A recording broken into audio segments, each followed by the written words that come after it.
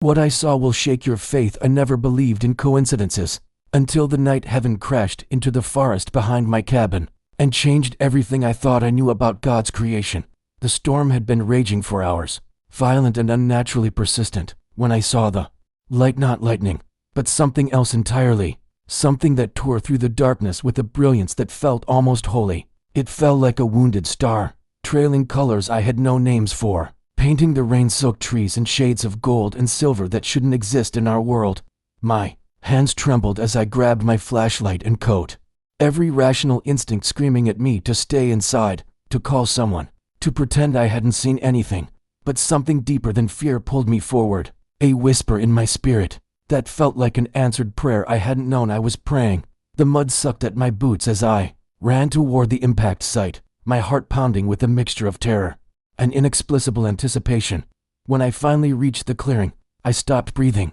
There, half buried in scorched earth and steaming in the cold rain, was an object that defied description, organic yet metallic, ancient yet impossibly advanced, pulsing with a faint light that reminded me of the glow behind stained glass windows when sunlight passes through them. I approached slowly, reverently, the way you might approach an altar, and that's when I heard it, a sound like wind through cathedral pipes, like singing, like sorrow given voice. Something inside was alive, and it was dying. My hands shook as I found the seam in the craft's surface, and when I touched it, the material responded to my presence, opening like a flower recognizing the sun. The air that escaped carried a scent I can only describe as ancient starlight mixed with incense, and I had to steady myself against a tree as dizziness washed over me. Inside, curled in a chamber filled with what looked like liquid crystal, was a being that stole every word from my mouth and replaced them with wonder. He was tall, impossibly slender, with skin that seemed to shift between translucence and solidity, marked with symbols that glowed faintly beneath the surface, like living scripture. His eyes opened as I stared, and they were vast, not large, but deep,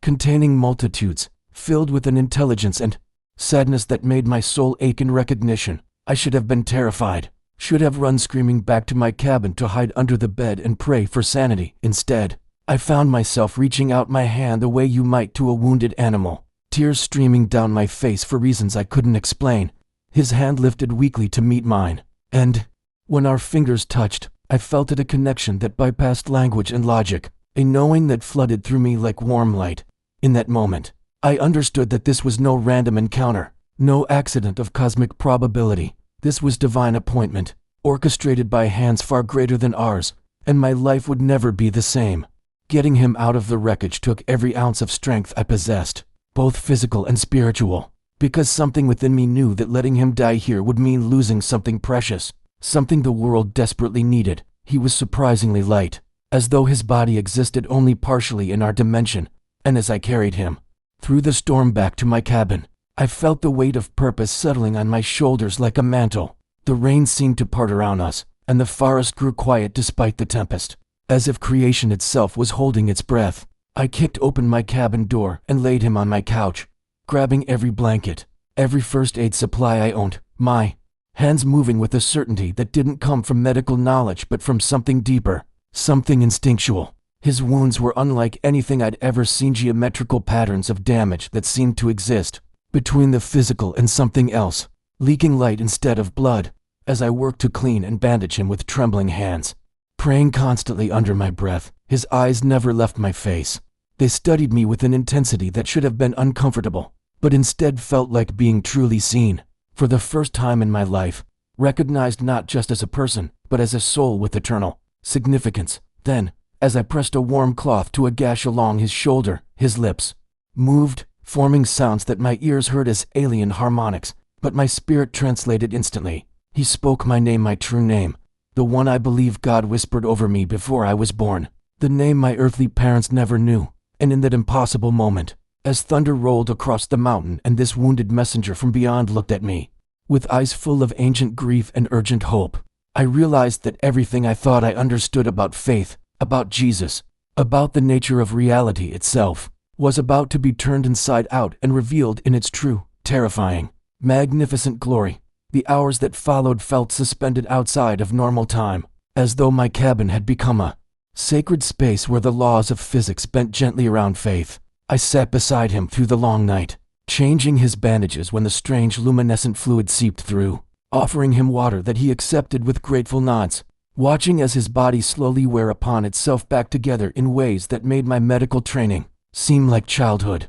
drawings compared to a master's canvas. Every time I doubted my sanity, every time I considered calling someone or running from this impossibility, I would look into those ancient eyes and feel an overwhelming peace that surpassed understanding, the kind of peace the Bible speaks about but I had never truly experienced until now. He watched me with unwavering attention as I moved around the room, and I could sense him reading not just my actions but my intentions, my heart, my very spirit laid bare before a consciousness that seemed to perceive all my dimensions at once. As dawn began to paint the windows with soft, gold light, he reached out and touched my wrist with fingers that felt like cool silk and warm electricity combined. And suddenly I wasn't just sitting in my cabin anymore, but standing somehow in both places at once, present in my body yet expanded beyond it. His voice came not through the air, but directly into my understanding, bypassing my ears entirely. A method of communication so intimate it felt like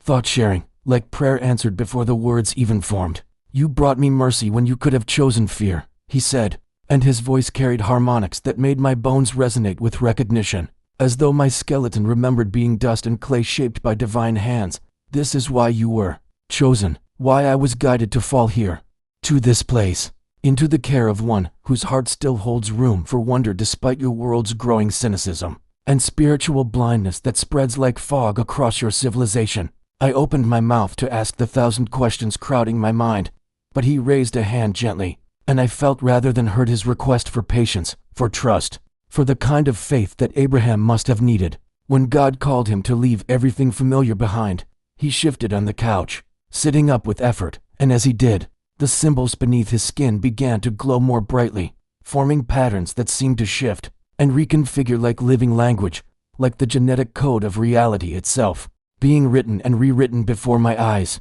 "My name cannot be spoken in your tongue's current limitation," he continued, "but you may think of me as Raziel, which in your ancient languages meant secret of God, for that is what I carry, what I was cast out for refusing to keep hidden from those who need most to hear it." The weight of his words settled over me like a blanket woven from starlight and responsibility, and I found myself nodding, accepting a role I didn't fully understand, but knew in my soul I had been prepared for my entire life. He gestured to the space between us, and the air itself began to shimmer and fold, reality peeling back like layers of a cosmic onion to reveal something underneath, something that made my eyes water and my heart race with recognition that transcended memory. The holographic images that manifested before us weren't like any technology I had ever witnessed, not projected light, but actual windows into other times and places, dimensions of existence layered like transparent pages in an infinite book. I saw Earth as it was before it was, a void of potential spinning in darkness. And then I heard it, the voice, the word, the sound that was somehow also light and love and creative power beyond measure, singing reality into being with harmonics that contained mathematical perfection and artistic beauty in equal measure. "This is what your scriptures mean when they say in the beginning was the Word," Raziel explained, his own voice full of reverence and wonder, even though he must have witnessed this truth countless times. "Your God spoke," and the vibration of his voice rippled across dimensions you cannot see, weaving together matter and energy, space and time, physical and spiritual, all sustained by the constant song of his love that holds every atom in its proper dance. I watched galaxies spiral into existence like flowers blooming in fast motion, watched stars ignite like candles lit by invisible hands, watched Earth coalesce from cosmic dust and water, becoming a blue jewel specifically designed for the crown of creation that would come later. Tears streamed down my face as I witnessed what could only be described as God's love made visible, the care and intention behind every detail, from the precise distance of the sun to the specific minerals in the soil, all of it orchestrated for humanity's rival and flourishing. "You were not accidents," Raziel said softly, and his hand rested on my shoulder with surprising warmth, grounding me as my mind threatened to float away into the vastness of what I was seeing. "You were sung into existence, each soul a unique note in the grand symphony, each life a verse in the eternal poem that the Creator composes with infinite patience and delight." As the visions faded and I sat there trembling with the weight of revelation, Raziel leaned back, his strength clearly depleted from sharing this truth, but his eyes shone with something like hope mixed with desperate urgency. For ages beyond your counting, my kind have watched your species grow and struggle, have witnessed every rise and fall of your civilizations, have seen you reach toward heaven again and again, and we have marveled at your resilience, your capacity for love despite your brokenness,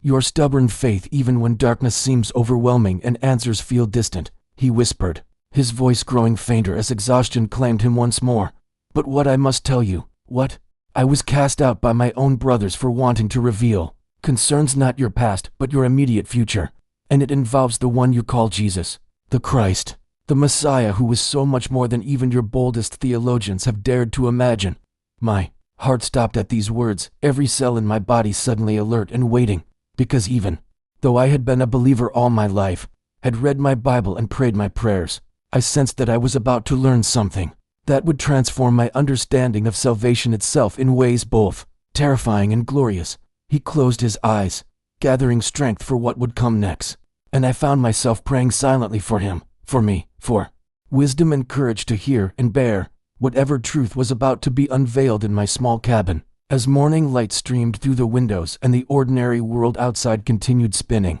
completely unaware that everything was about to change, rest now, I told him gently, tucking the blanket around his strange and holy form, and when you're ready, I'm listening, I'm ready. I trust that God brought you here for a reason that's bigger than both of us, and I won't let fear stop me from hearing what heaven needs me to know. Raziel woke near midday, and the change in him was remarkable, as though sleep had allowed his body to tap into some reservoir of celestial energy that existed beyond the need for food or ordinary rest. The symbols beneath his translucent skin now pulsed with steady rhythm like a second heartbeat, forming patterns that seemed to respond to his thoughts. And when he sat up this time, there was strength in his movements that hadn't been there before, a grace that reminded me of how Scripture describes angels appearing to frightened shepherds and stunned prophets throughout history. He looked at me with those bottomless eyes that held galaxies in their depths, and I saw something new there now, a determination mixed with sorrow, the expression of someone about to share a truth so precious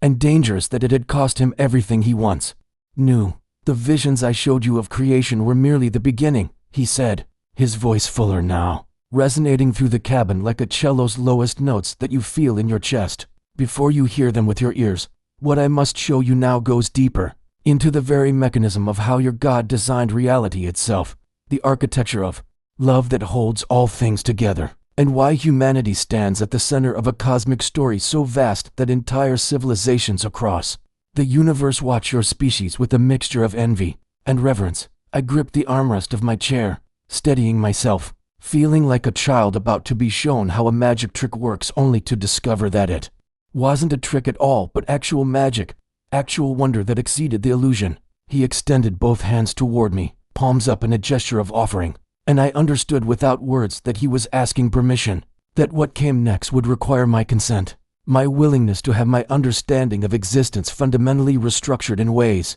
that could never be undone. I trust you, I whispered, surprised by how much I meant it, how completely I had surrendered my skepticism to the undeniable presence of the sacred that filled every corner of this impossible encounter that had crashed into my ordinary life like lightning choosing a specific tree. His smile was sad and beautiful as he nodded, and then his hands began to glow with that ethereal light that seemed to exist in more colors than my eyes were designed to process, and he reached forward and gently touched my temples. The cabin disappeared, or rather became transparent, and suddenly I could see through the walls, through the earth, through the layers of what I had always assumed was solid reality, and I gasped as the true structure of creation revealed itself in all its intricate, breathtaking glory that made me understand why the ancients fell on their faces before divine revelation. Everything, and I mean everything, was connected by threads of light, golden strands that wove through all matter and energy, linking atoms to stars, linking my heartbeat to the rhythm of distant pulsars, linking every living thing in a web of relationships so complex and beautiful that I began sobbing without shame. This is what your scientists glimpse when they discover quantum entanglement, when they find that particles separated by vast distances somehow communicate instantly, when they realize that observation itself affects reality. Raziel's voice came from everywhere and nowhere, gentle as a father explaining the world to a beloved child. They are seeing the edges of God's sustaining love, the constant attention that holds every piece of creation in conscious relationship, the truth that nothing exists in isolation, because the Creator refuses to let anything fall outside the embrace of His awareness and care. I watched as the golden threads pulsed with information and energy, watched as they responded to thoughts and prayers rising from the earth like incense, watched as they carried love and pain and hope across impossible distances, and I finally understood what it meant that God knows when a single sparrow falls, because He is quite literally maintaining the existence of that sparrow in every atom it contains. Through continuous creative attention, the vision zoomed outward and I saw Earth wrapped in layers of these golden threads like a precious gift, saw how humanity's consciousness created particularly bright tangles in the web, our capacity for love and choice and creativity making us shine differently than other life forms, our souls like pilot lights that reflected back the divine flame that kindled them into being. Your species was designed as a bridge, Raziel continued, and now I saw other beings, His kind and others, watching Earth from various dimensional vantage points. Their attention focused on humanity with an intensity that was both humbling and terrifying in its implications for our significance. You exist between the purely spiritual and the purely physical, carrying souls that are eternal wrapped in bodies that are temporary. And this unique position makes you capable of something that even my kind cannot fully achieve. You can choose love despite limitation, can create beauty despite mortality, can have faith without seeing the full picture, and these things are precious beyond measure in the economy of heaven. I watched as the vision showed me humans throughout history making choices, small and large, acts of kindness and sacrifice that sent ripples through those golden threads, affecting reality in ways they never knew. Prayers of desperate mothers strengthening soldiers in distant trenches, forgiveness offered in quiet rooms changing the trajectory of entire family lines, faith maintained through suffering creating anchors of light in the darkness that others would later cling to. Without knowing why hope suddenly seemed possible, the web responded to human choice in ways it didn't respond to anything else, as though we had been given a special authority, a particular frequency of creative power that was granted to no other beings. In all the vast cosmos I was being shown, "This is why you were made in His image," Raziel said, and his voice cracked with emotion that told me even angels could weep at the beauty of God's design, not in physical form, for the Creator has no body, but in your capacity to love freely, to create meaningfully, to choose relationship over isolation, to reflect back the very nature of the one who spoke you into existence with such specific intention that every human soul is a unique revelation of divine creativity that has never been exactly repeated and never will be. When He finally released my temples and the vision faded, I found myself on my knees without remembering how I got there, face wet with tears, hands trembling with the weight of what I had witnessed, my faith that had always been sincere but somewhat abstract now blazing inside me, like a furnace stoked by truth, too beautiful to doubt. Raziel knelt beside me, his own face showing the exhaustion that sharing such revelation costs, and he placed one hand over my heart, and I felt warmth spread through my chest like liquid sunlight, like divine comfort poured into a vessel that had been cracked by wonder, and remained stronger in the breaking. "You were not meant to live small lives in a small story," he whispered, and I heard in his voice the echo of every sermon that ever stirred my soul, every scripture that ever stopped my breath, every moment of worship when heaven felt close enough to touch, and now I knew it had been that close all along. The God who sustains galaxies with His word, who maintains every quantum connection in the infinite web of creation, who coordinates beauty on scales that would crush human minds to fully perceive. This same God knows your name, hears your prayers, counts your tears as precious, and has written your story into the fabric of eternity with care that exceeds what any earthly parent could offer their most beloved child. I looked up at Him through blurred vision and saw that He was smiling despite His weariness, and in that smile I recognized something profound. I recognized what the angels must feel when they see humans finally grasp even a fraction of how deeply they are loved by the Creator who deliberately chose to need nothing, yet create anyway,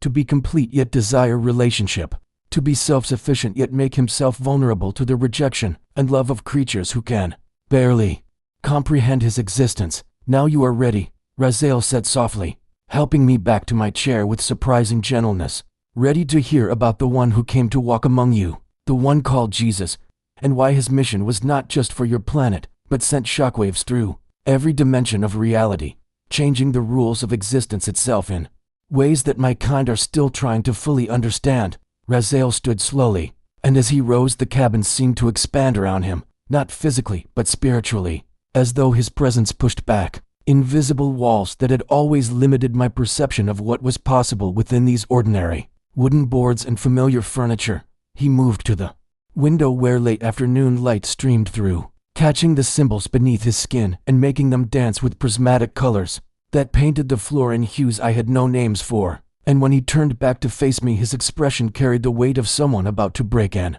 oath that had bound his tongue for millennia. My kind have many names in your scriptures and throughout your history, he began, his voice taking on a formal quality like a witness swearing testimony that would cost him dearly. We have been called angels, though that word captures only a fraction of what we are. We have been called sons of God. We have been called the Watchers, and it is by this last name that I will explain our purpose and our tragedy. For we were created before your earth took shape, assigned by the Creator himself to guard humanity through the ages of your development, to observe and protect without interfering in the sacred gift of your free will. The revelation hit me like a wave, and suddenly every strange passage in Genesis made sense. Every cryptic reference in the book of Enoch that the church had tucked away as apocryphal suddenly blazed with urgent meaning, and I gripped the arms of my chair as Raziel continued speaking words that were reshaping my entire understanding of cosmic hierarchy and divine order. We watched your species emerge from the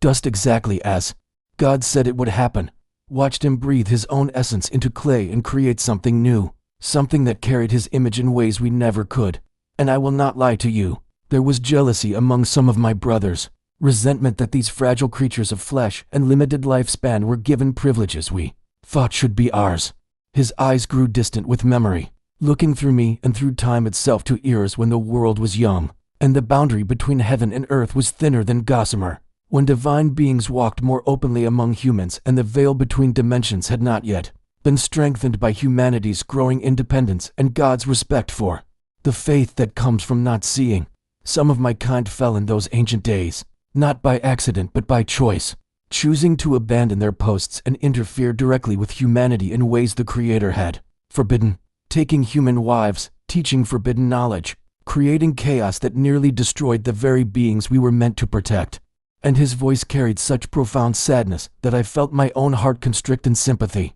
understanding that he was confessing not his own sin, but the sins of brothers he had loved and lost to pride and desire. The flood came not as arbitrary judgment, but as emergency surgery, a catastrophic reset to save humanity from corruption that would have twisted your DNA and your souls beyond redemption. And we who remained faithful watched in horror and grief as both humans and our own fallen brothers faced consequences of choices that could never be unmade. I thought of every flood story from every culture, how they all carried the same essential truth of judgment mixed with mercy, of a God who loved his creation enough to start over rather than let it spiral into permanent darkness. And I finally understood why Scripture spoke of angels who sinned being held in chains of darkness until judgment, because some wounds to the cosmic order were too severe to leave unaddressed. But that ancient rebellion, terrible as it was, taught us something crucial about the Creator's plan, Raziel said, stepping closer to me with intensity burning in his eyes like stars going supernova.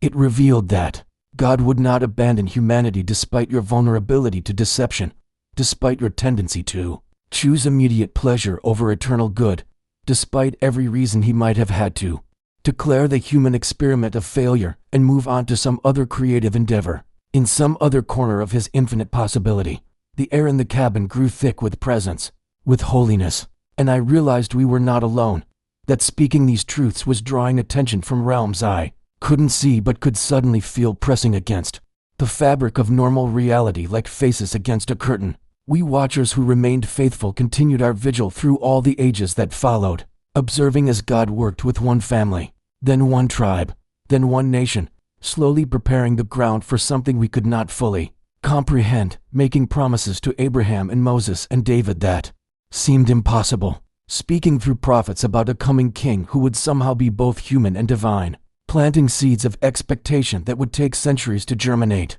Raziel's voice dropped to a whisper that somehow filled the entire space, demanding my complete attention. pulling me forward in my chair until I sat on its very edge, afraid to miss a single syllable of what came next. And then it happened. The event that shook every dimension of existence simultaneously. The moment when eternity invaded time, in the most intimate and vulnerable way possible. When the Creator himself chose to enter his own creation not as a conquering force, but as a helpless infant born to a virgin teenager in an occupied nation in a forgotten corner of your world. Tears began streaming down my face without my permission as Raziel spoke the name that has carried power for 2,000 years, the name that demons shriek against and angels sing ceaselessly, the name that was given to a baby who would grow up to split history itself into before and after. Jesus was not merely a good teacher or enlightened prophet, though your world has tried desperately to reduce him to something manageable, something that doesn't demand transformation, Raziel said, and his whole being seemed to blaze with light as he spoke. He was and is the multidimensional bridge between Creator and creation, fully God and fully human, the impossible made flesh, the answer to a cosmic problem we watchers could observe but never solve, the reconciliation of perfect holiness with genuine love for imperfect beings. My mind reeled as Raziel showed me an image without touching me this time, a vision that appeared in the air between us like a window opening into memory, and I saw a young man teaching beside a lake. But layered over that simple scene I saw the same golden threads of connection I had witnessed earlier now, converging on this one figure. Saw how reality itself bent toward him like flowers tracking the sun. Saw how his words carried creative power that rearranged spiritual atmospheres and healed tears in the fabric of souls that even the speakers didn't know were damaged. We watchers observed in amazement as he walked your earth, watched as he demonstrated what humanity was always meant to be,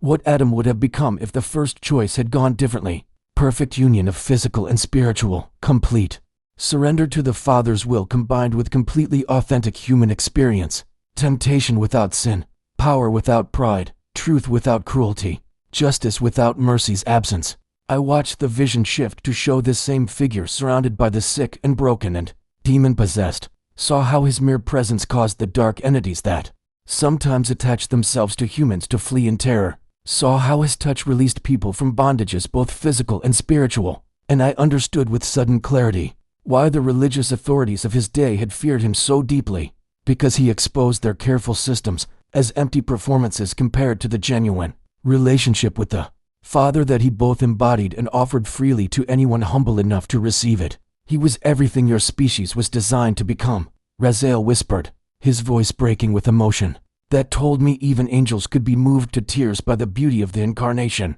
the perfect human who showed that the gap between Creator and creation was never as vast as you feared, that God had always intended intimate relationship, that the divinity you were made to reflect was not distant and cold, but warm and present, and longing for your love with an intensity that would terrify you if you fully grasped it. And in Jesus, heaven and earth kissed, and nothing in all creation would ever be the same again. The light in the cabin shifted as Raziel raised his hand, not in threat, but in offering, and I watched as his fingers began to glow with that same ethereal luminescence I had seen beneath his skin, pulsing now with urgent rhythm like a heart beating out a message in Morse code that my soul could read even if my mind stumbled to translate. "There is something I must show you," he said, his voice carrying a tremor I had not heard before, a quality that made me understand that what came next would cost him dearly, that he was about to break silence his brothers still kept, crossing a line that had exiled him from his own people and left him hunted across light years and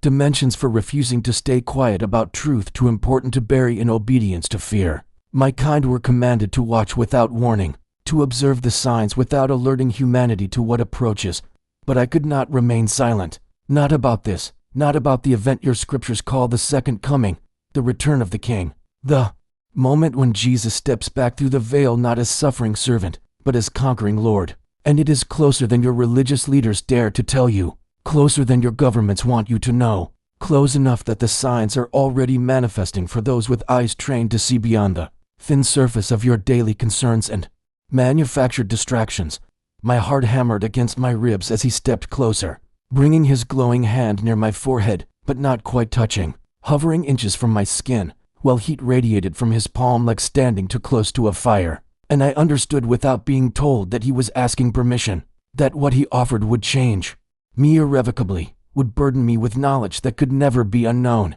would make me responsible for truth that the powers of this world had conspired to suppress. I nodded, unable to speak, unable to do anything but consent to this terrible gift, and when his fingertips finally made contact with my temples, the cabin disappeared. I stood suddenly in a place that was not a place, suspended in darkness that somehow held me without ground beneath my feet, and before me unfurled a vision so vast and terrible and beautiful that my mortal mind should have shattered trying to contain it. But something in Raziel's touch held me together, reinforced the fragile walls of my consciousness so I could witness without breaking, could see without going mad from the sheer scale of what played out before my spiritual eyes. The darkness erupted into light, but not the simple light of sun or star, rather a light that carried intelligence and intention, that moved with purpose across the canvas of spacetime like an artist's brush bringing order to chaos. And I recognized this light somehow, knew it in the deepest part of my being because I had been created by it, shaped by it, loved into existence by the consciousness that powered its movements across dimensions my earth-bound brain had no framework to properly perceive. Then the scene shifted and I saw Earth, my beautiful blue planet, hanging in the velvet darkness of space. But overlaid on it I saw something else, saw the spiritual atmosphere that surrounds your world like an immune system surrounds a body, saw the constant war between light and darkness, between angels carrying out missions of protection and demonic forces working tirelessly to blind humanity to the love that pursues them with relentless grace. Tears streamed down my face in this vision space as I watched prayers rising like golden threads from the surface of Earth, connecting to heaven in response to some call I could feel but not fully hear. And I understood that every sincere cry for help, every desperate midnight prayer, every whispered plea for mercy actually reached its destination, actually moved the heart of God, actually triggered responses in the spiritual realm that then worked their way into physical reality through means both miraculous and natural. The vision zoomed closer, focusing on specific places, specific people, and I saw individuals I had never met facing their darkest moments, saw how the prayers of strangers halfway around the world created covering over them, saw how the spiritual warfare I had always considered metaphorical was shockingly literal, an actual battle for actual souls, with actual casualties and victories that would only be fully counted when time itself ended and eternity revealed what really mattered in the brief decades we each spend breathing air and making choices that echo forever. Then the vision shifted again and I gasped, feeling Raziel's steadying presence beside me, even though I could not see him in the space between spaces, could only feel his hand still touching my forehead in the cabin that existed in another layer of reality. While this truth unfolded before my overwhelmed senses, the sky above Earth began to tear, not violently, but purposefully, like a curtain being drawn back by steady hands, and through the opening the tear in the sky widened, and through it poured light that was not light but presence, consciousness itself taking visible form, and I understood I was about to witness something no living human had seen from this perspective, something Raziel's kind had been present for, but humanity had only known through aftermath and testimony. The darkness of space around Earth suddenly filled with beings, countless millions of them, watchers like Raziel and others I had no names for, all of them frozen in postures of horrified attention, all of them focused on a single point in the Middle East, on a garden tomb outside Jerusalem nearly 2,000 years in the past. And I realized with a shock that sent electricity through my spiritual form that I was watching a memory, Raziel's memory, the moment that had defined all of cosmic history and split time itself into before and after. This is what they will not speak of. Raziel's voice echoed through the vision space, coming from everywhere and nowhere, heavy with emotion that made his words tremble. This is the moment that changed everything, that fulfilled prophecy, and shattered the certainty of darkness, that proved God's love was not merely sentiment but action, sacrifice, and the kind of victory that looks like defeat until the final move reveals the strategy that was always leading toward resurrection. The stone rolled away from the tomb, moved not by human hands but by an angel whose appearance made the Roman guards collapse like dead men, and I watched as that angel stood aside, not going in but waiting for what was about to emerge. And every watcher in every dimension leaned forward in that eternal moment, holding their breath if such beings could be said to breathe. Then he came out, Jesus, but not as I had ever imagined him from Sunday school flannel boards or Renaissance paintings. Not weak or merely human, but radiating power that made the angel at the tomb seem dim by comparison. His resurrected body somehow both physical and transcendent, existing simultaneously in multiple dimensions so that I could see him with earthly eyes while also perceiving the cosmic reality of who he truly was. The shockwave of his resurrection hit the spiritual realm like a stone dropped in still water, sending ripples outward that I watched travel through dimension after dimension, breaking chains that had held humanity captive since the Garden of Eden, shattering barriers between creator and creation that sin had erected, like prison walls, flinging open gates in the spiritual realm that had been locked since the rebellion of angels and the fall of man. Raziel's memory showed me how demons shrieked and fled from that light, how principalities and powers that had ruled territories and nations for millennia suddenly found their authority broken, their claims nullified by the blood of the Lamb who was also the Lion, who was also God himself, walking through death and coming out the other side victorious over the last enemy. I saw angels rejoicing with such intensity that their worship created roars in Earth's atmosphere, visible manifestations of heavenly celebration that ancient witnesses likely described but modern scholars dismissed as natural phenomena, unwilling to accept that heaven and earth are not nearly as separate as our materialist age pretends. The Watchers, Raziel's kind, bowed in their millions, bending at the knee or whatever passed for knees, among beings of pure energy, acknowledging what this meant, that the Creator had not merely spoken about love, but had demonstrated it through incarnation and sacrifice and resurrection, had proven that his promises could be trusted across time and eternity. I wept without shame in that vision space, tears streaming down my face as I watched the moment that had saved me play out from a perspective I had never imagined possible, seeing how personal and cosmic it was simultaneously, how it rescued individual souls while also resetting the entire spiritual architecture of reality. The vision pulled back, showing me Earth's atmosphere flooding with light as that resurrection power spread across the planet, touching every person who would ever live, making salvation possible for billions yet unborn, creating a bridge between humanity and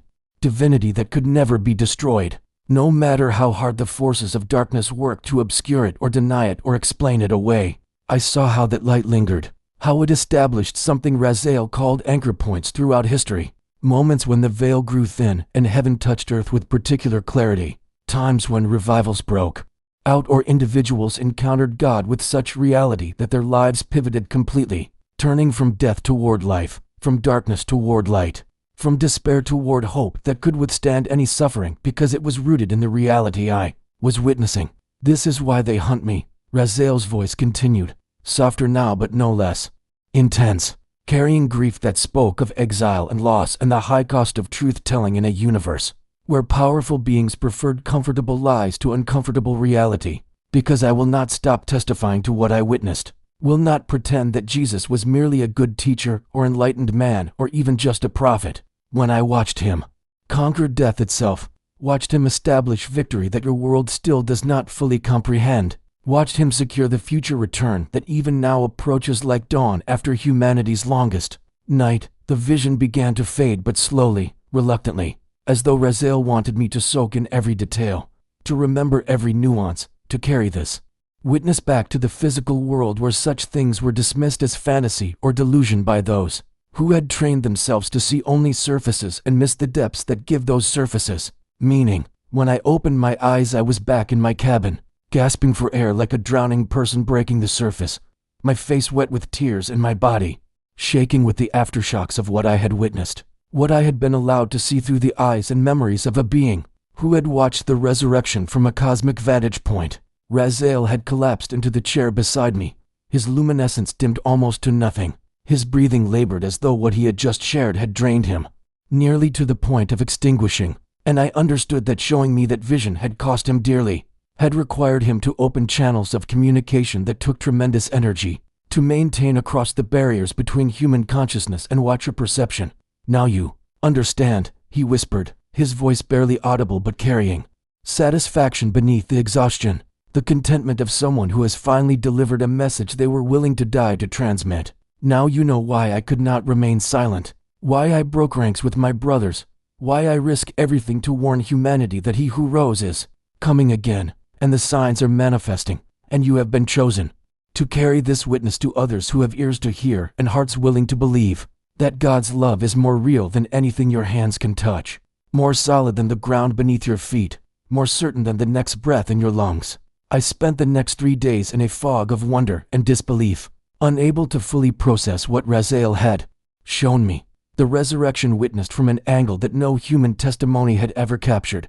The cosmic implications of that tomb standing empty on that first Sunday morning. But on the fourth morning, as I prepared a simple breakfast while Raziel rested in the corner of my cabin, his form flickering like a candle fighting against wind, he suddenly stirred with an urgency that made my hands freeze over the coffee pot. "They are moving now," he said, his voice carrying a weight that transformed the cozy morning atmosphere into something dense with warning. "The forces that oppose his return, both earthly and of my realm, they have accelerated their plans because they sense the appointed time drawing near, because creation itself groans with anticipation, and even those who serve darkness can feel the shift in spiritual seasons." He rose from the chair with obvious effort, moving to the window where morning light painted the frost on the glass in patterns that seemed almost like writing in a language I had never learned, but somehow felt I should recognize. "I must show you how they work, how they have woven their opposition into the very fabric of your civilization, so subtly that even believers often serve their purposes while thinking they serve God, so cleverly that truth itself has been obscured beneath layers of distraction and redefinition and carefully crafted doubt." He raised one hand and the air before us shimmered, not like his previous visions that had pulled me into memory and cosmic perspective, but more like a curtain being drawn aside to reveal what had always been present but invisible to ordinary sight. I saw my own world, my own time, but with an overlay of spiritual reality that made my breath catch in my throat because suddenly I understood how blind I had been, how much had been happening in frequencies my natural eyes could not detect. Cities appeared before us, in that vision window, and I could see how certain buildings pulsed with a sickly light that Raziel identified as centers of deliberate spiritual opposition, places where decisions were made to flood culture with content, designed to numb humanity to the sacred, to reduce existence to mere materialism, to train generations to mock the very idea of divine truth while calling it progress and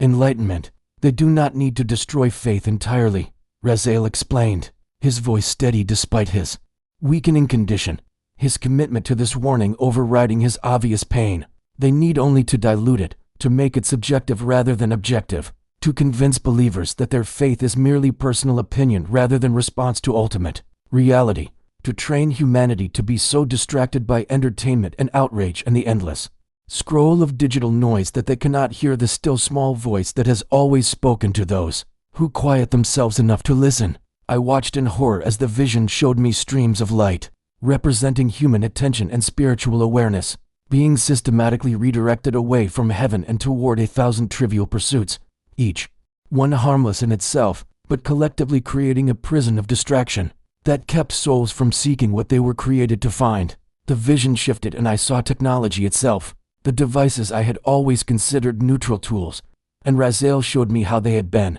weaponized not through their design but through their application, through algorithms crafted to create addiction rather than connection, through platforms engineered to amplify division rather than understanding, through systems that harvested human attention and sold it to the highest bidder while slowly eroding the capacity for contemplation and wonder that had always been humanity's doorway to the divine. "Your enemy is ancient but adaptable," Raziel continued, and I could hear both respect for the strategy and grief for its victims in his tone. "He has learned that persecution often strengthens faith, so instead he offers comfort, distraction, 1,000 paths that look like spirituality but lead nowhere, a gospel stripped of sacrifice and resurrection and reduced to self-help maxims that cannot save because they do not acknowledge the reality of sin, or the necessity of a savior who is more than human wisdom, who is God himself reaching into his creation to rescue what was lost." I saw how media presented Jesus when it presented him at all,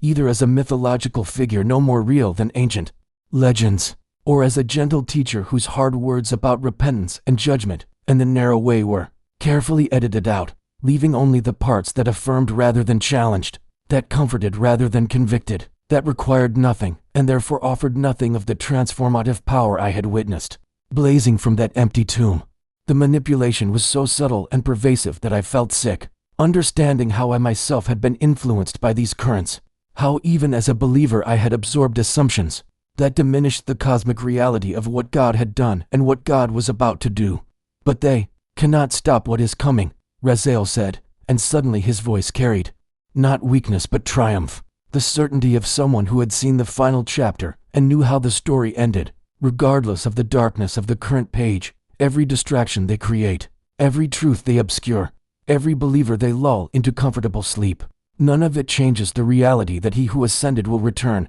that the signs are manifesting in sequence just as prophesied, that the Father has appointed a day and nothing in heaven or earth or hell can delay it by even a single moment. The vision dissolved and I was looking at Raziel directly again, seeing how his eyes burned with conviction that made his physical deterioration seem irrelevant, understanding that I was in the presence of a being who had chosen exile and suffering and death to deliver this warning, because he loved humanity enough to risk everything for our awakening. "This is why I have come to you," he said, reaching out to place his hand on my shoulder, and where he touched me I felt warmth and electricity and something like recognition, as though my spirit knew his spirit even though we had just met in this physical dimension. "Not to make you afraid, but to make you aware, to open your eyes to the battle that has always raged around you, to prepare you to recognize the sign when it appears, to send you out as a witness who can testify that the truth is not what they have told you it is, that Jesus is not who they have reduced him to, that his return is not mythology but approaching reality, and that those who love his appearing will recognize it, while those who sleep will miss it until the moment has passed and the door has closed and the age of grace has given way to the age of judgment and fulfillment." I stood there trembling as Raziel's words settled into my consciousness like stones dropped into deep water, creating ripples that spread through every assumption I had ever held about reality. And I realized that understanding the enemy's tactics was only half of what I needed. That awareness of darkness meant nothing without the ability to perceive light, to distinguish truth from the sophisticated counterfeits that had been woven so seamlessly into the fabric of modern existence. Raziel seemed to read this realization in my face because he nodded slowly, then reached into the folds of his garment, which I had thought was clothing but now understood was somehow part of his being, and withdrew an object that made the air around it shimmer with potential. It was crystalline, roughly the size of a walnut,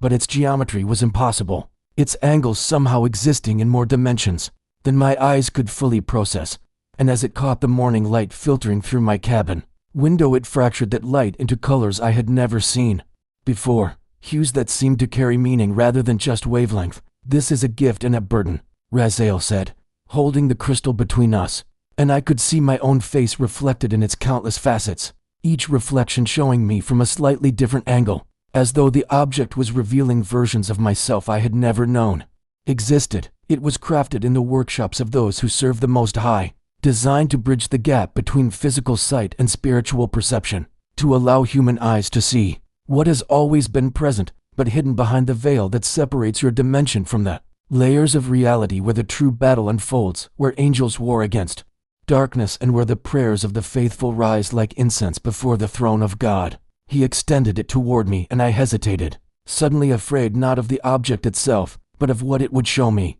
understanding instinctively that some knowledge cannot be unknown, that once I saw through this lens there would be no returning to the comfortable ignorance I had lived in all my life. But I also knew that I had not been brought to this moment by accident, that every choice I had made, from deciding to walk through that storm to bringing this dying stranger into my home, had been leading to this threshold, and that refusing the gift would be refusing the purpose for which I had been prepared even before I was born, the role I was meant to play in the unfolding drama of creation's final act. I reached out and took the crystal from Raziel's hand, expecting it to feel solid and cool like ordinary stone. But instead it seemed to pulse with warmth and a subtle vibration that matched the rhythm of my own heartbeat, and the moment my fingers closed around it, the world transformed before my eyes in a way that made me gasp, and grab the edge of the table to steady myself. The walls of my cabin were still there, but now I could see through them to the forest beyond, and that forest was alive with presences I had never suspected,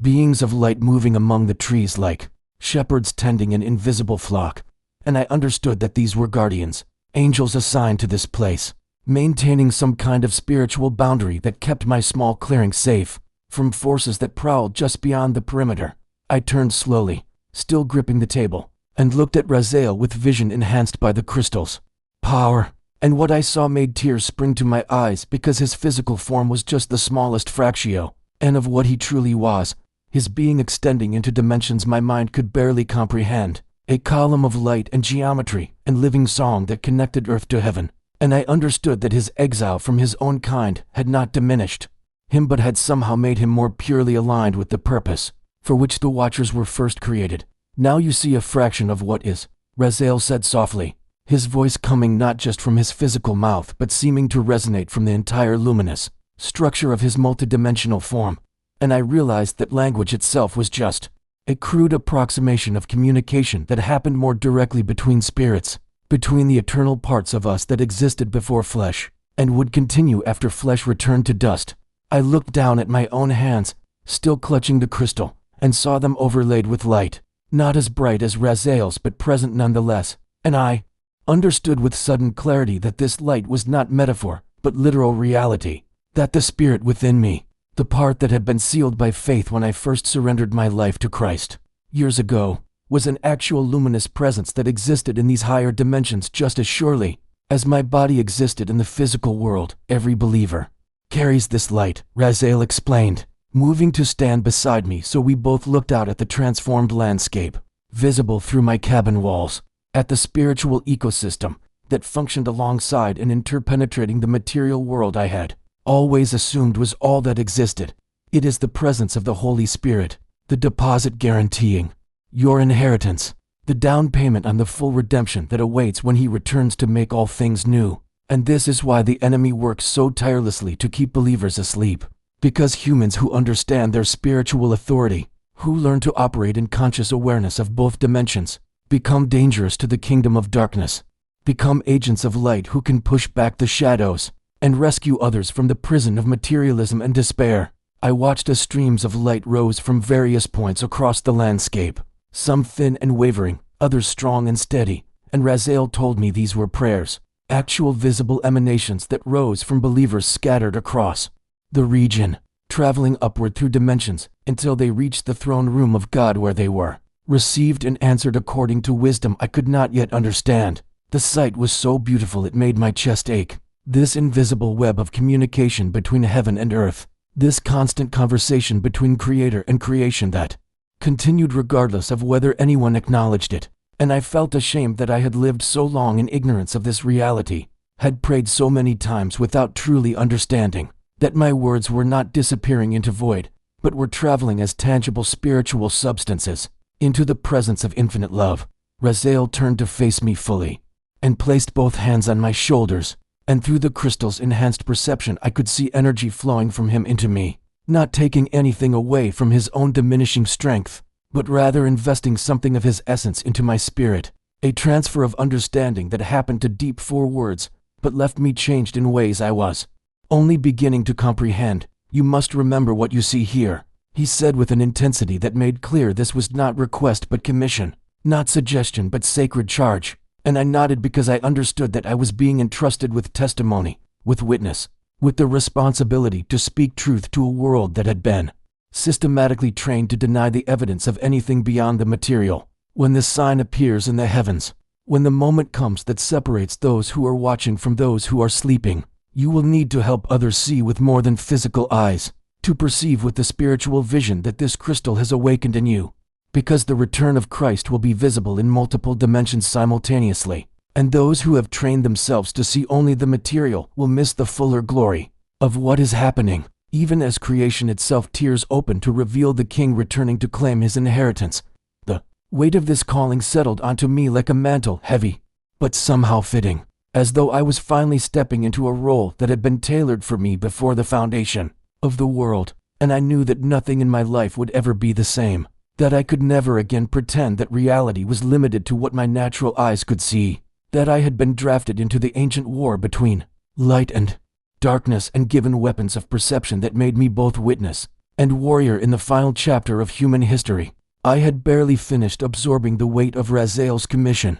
when I heard them, the sound of vehicles approaching through the forest at a speed that spoke of urgency and purpose, engines roaring through the pre-dawn stillness like mechanical beasts hunting prey, and I saw Raziel's luminous form flare with sudden alertness, his multidimensional structure contracting as though preparing for conflict. Through the crystal's enhanced perception, I could see them before they emerged from the tree line, dark shapes that moved with military precision, their vehicles surrounded by a shadowy aura that seemed to actively repel light. And I understood immediately that these were not ordinary government agents, but individuals who had aligned themselves with the forces Raziel had warned me about, humans who had been given just enough knowledge of the spiritual realm to serve the agenda of keeping humanity blind. They have been tracking the energy signature of my presence since the moment I crashed, Raziel said, moving toward the window with movements that, despite his weakening condition, still carried inhuman grace. And I could see through the walls now as trucks surrounded my cabin,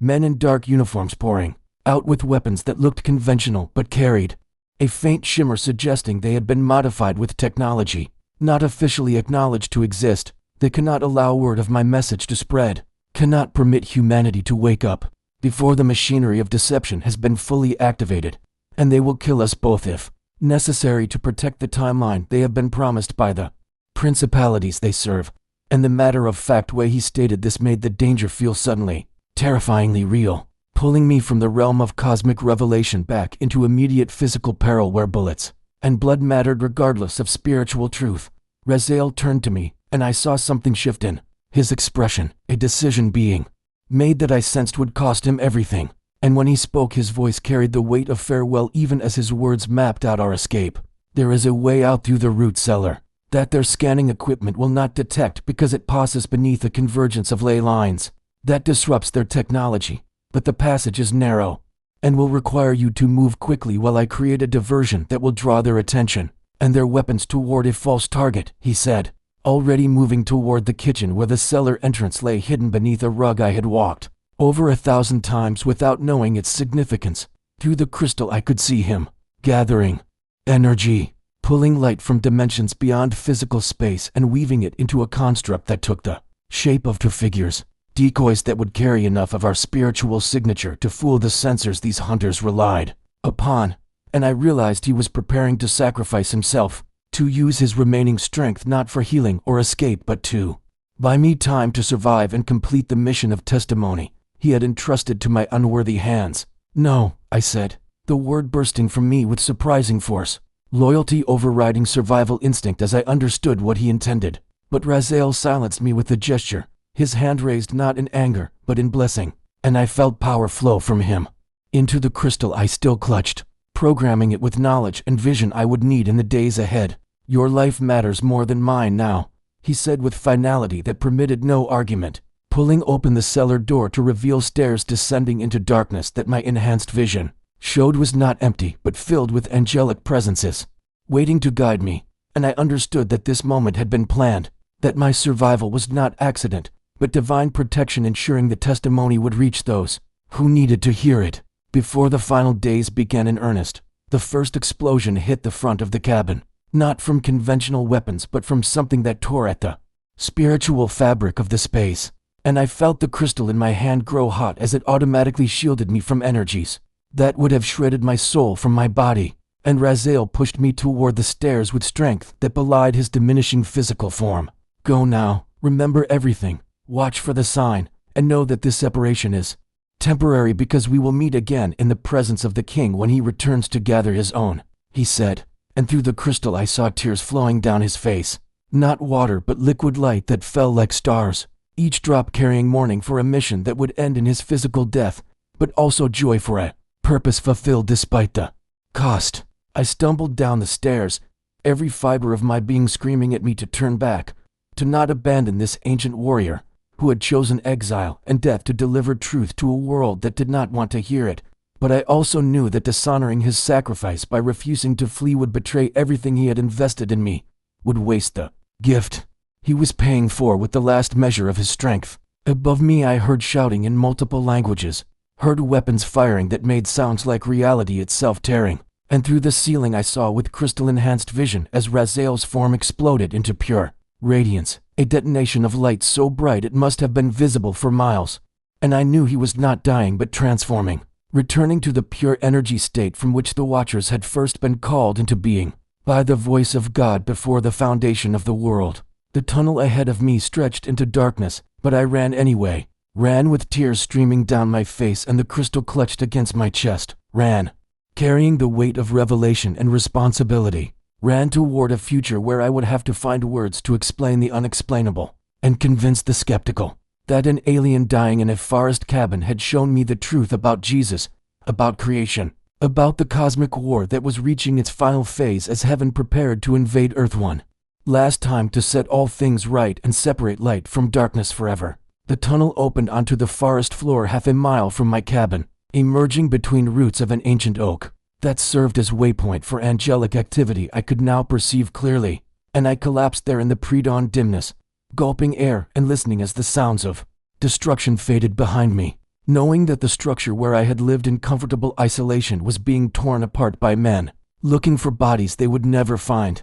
evidence they could never suppress, because Raziel had ensured that the only thing remaining would be questions without answers and light without source. I held up the crystal and watched it pulse with his final gift, a recording somehow embedded in its impossible geometry. And when I looked through it toward the eastern horizon, I saw something that made my heart stop and restart with new rhythm. A vision overlaid on reality showing me the future that was rushing toward the present faster than anyone realized, showing me the sky split open like a scroll being rolled back, showing me the figure of Christ descending with all the hosts of heaven, an army of light so vast it made Raziel's people look like a small delegation, and I understood that everything, all of history, all of pain and struggle and faith and doubt, had been moving toward that single moment when the prayer every believer had whispered for 2,000 years would finally be answered. Even so, "Come Lord Jesus," I whispered into the dawn, and the crystal flared in response as though heaven itself was confirming that the watching was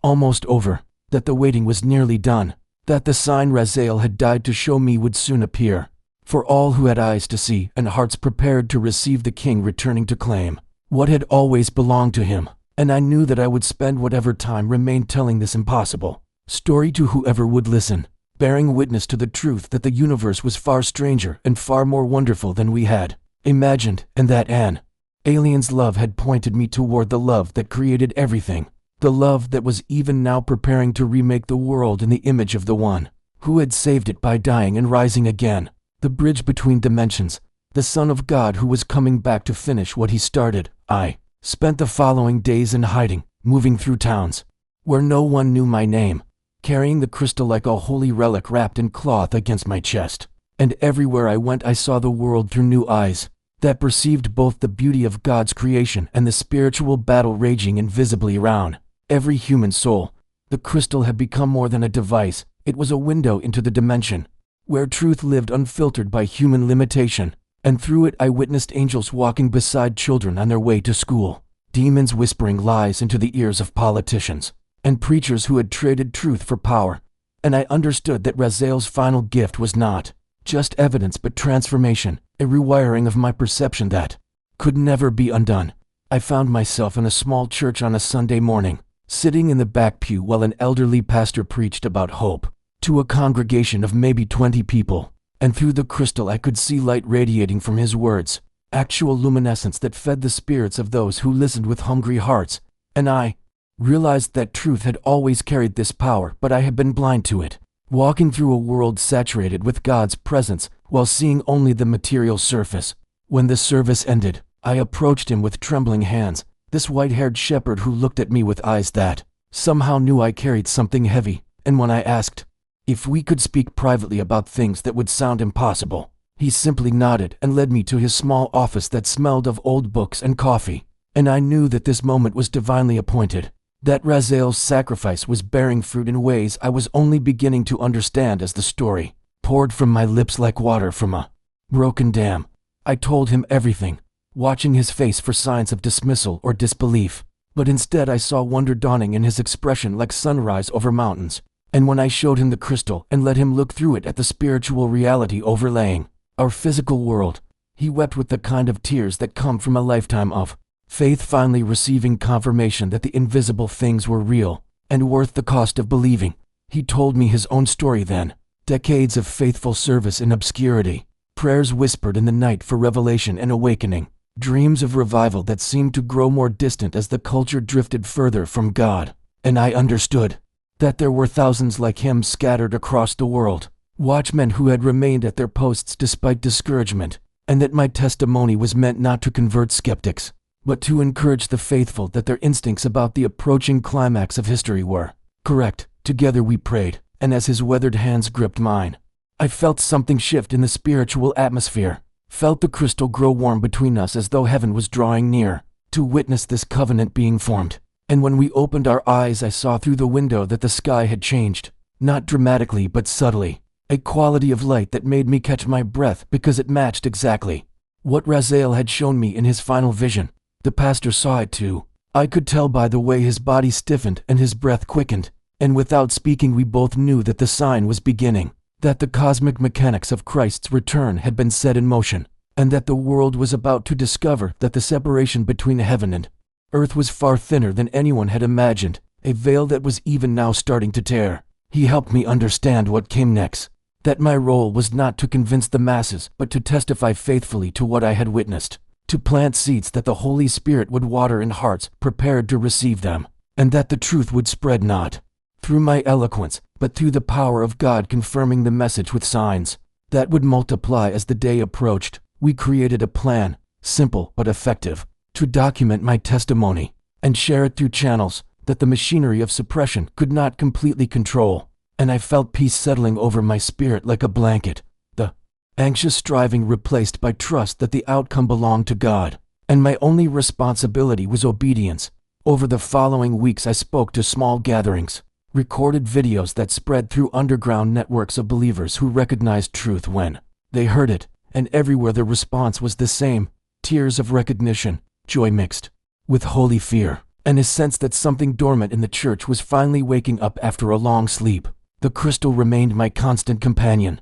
and I learned to use it not as proof to demand belief, but as a tool to help people see what their spirits already knew, to confirm the whispers they had been hearing in prayer, to validate the dreams and visions that had seemed too wild to share, but were actually downloads from heaven preparing the bride for the bridegroom's arrival. I watched in amazement as the message spread like fire in dry grass, not because of my skill, but because it resonated with a frequency that awakened something deep in human souls, the memory of Eden, perhaps, or the longing for restoration that every person carries whether they acknowledge it or not. And I knew that Raziel's mission was succeeding beyond what even he might have hoped, that his sacrifice had pierced the veil of deception just enough for light to flood through the gap. Then one evening, as I stood on a hillside watching the sunset with a group of believers who had gathered to pray, I saw it clearly for the first time, without the aid of the crystal, a sign in the heavens that made everyone present fall to their knees, in awe and worship,